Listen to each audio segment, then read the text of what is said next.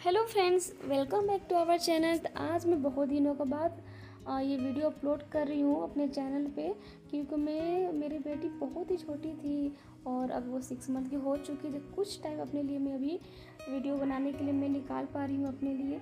तो आज से मैं रेगुलर वीडियो अपलोड करूँगी, तो आप मेरे चैनल पे बने रहें और मेरे वीडियो को ज़रूर वॉच करें, ज़रूर देखें। और मैंने आज बहुत ही कम समय में और बहुत ही आसान तरीके से मैंने ये मेहंदी बनाया है आज, और काफ़ी ही अच्छा और सुंदर डिज़ाइन है। तो आप मुझे कमेंट बॉक्स में बताएं कि आपको ये वीडियो कैसी लगी।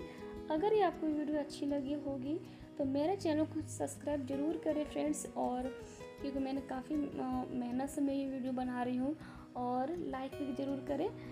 और आपको ये डिज़ाइन आपको कैसी लग रही है वो भी मुझे बताएं। तो इस वीडियो को फुल वॉच करें।